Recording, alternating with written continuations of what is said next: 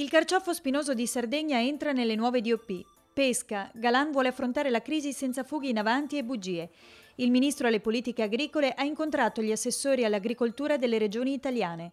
Queste le cronache dal primario di questa settimana. Il carciofo spinoso di Sardegna è un prodotto di eccellenza del nostro patrimonio agroalimentare e uno dei simboli della Sardegna, rappresentando la tradizione, l'esperienza e la capacità di coltivazione dei produttori isolani. Così, il ministro alle politiche agricole, alimentari e forestali Giancarlo Galan ha commentato la pubblicazione della domanda di registrazione della denominazione carciofo spinoso di Sardegna sulla Gazzetta Ufficiale dell'Unione Europea. Trascorsi 6 mesi di tempo, come da procedura, il carciofo spinoso di Sardegna otterrà ufficialmente la DOP. La produzione, la cultura del carciofo ed il suo legame con il territorio fondano le loro radici sin dal periodo dei Fenici ed oggi il carciofo spinoso rappresenta una delle economie cardine dell'agricoltura isolana.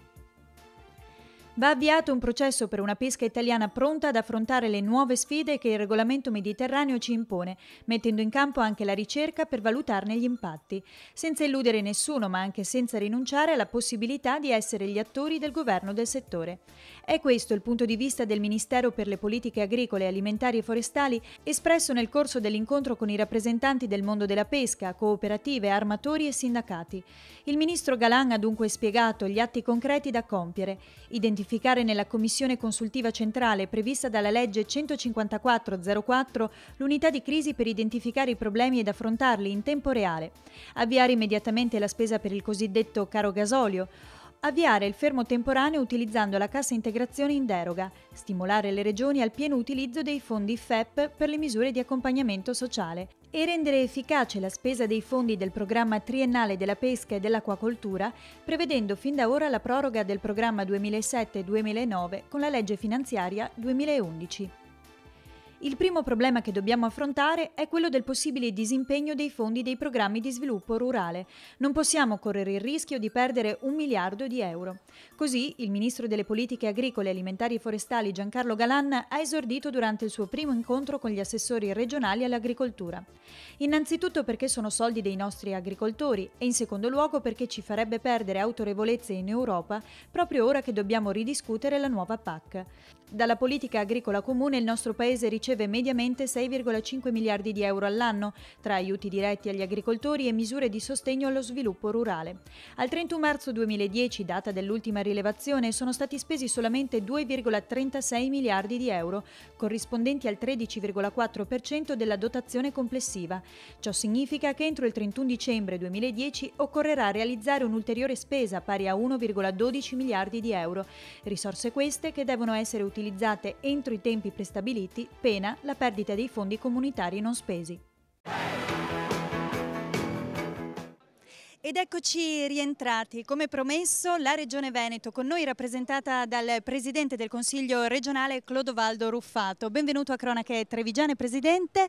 Una giornata particolarmente importante oggi perché a parlare è il comparto della zootecnia veneta, a parlare un'azienda che è l'unica organizzazione di produttori riconosciuta dalla Regione nel 2005 e che oggi accorcia ulteriormente la filiera della produzione di carne veneta.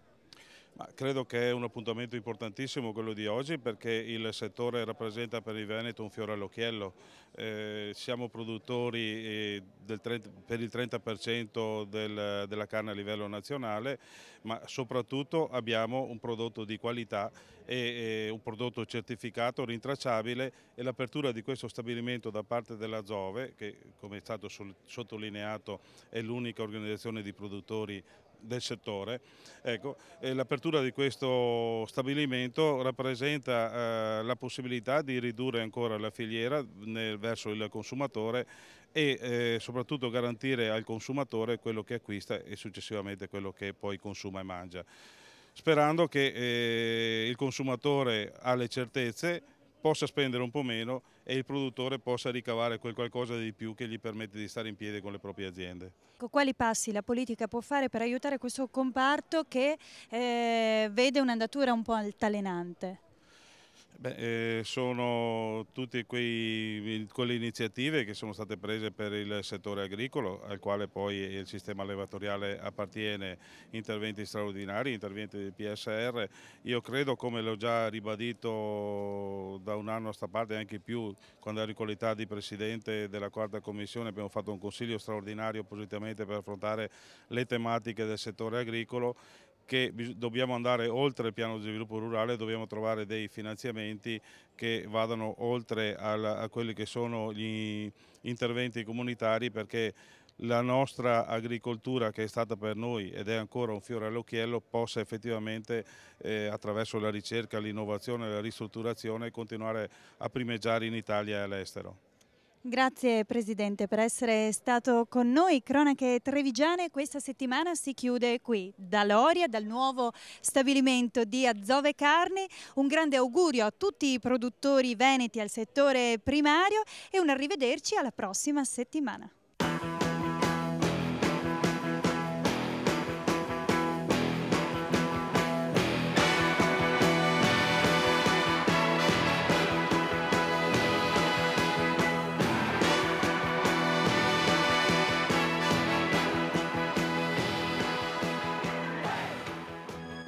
Cronache Trevigiane, un programma in collaborazione con Un'Industria Treviso, Casatella Trevigiana DOP, provincia di Treviso.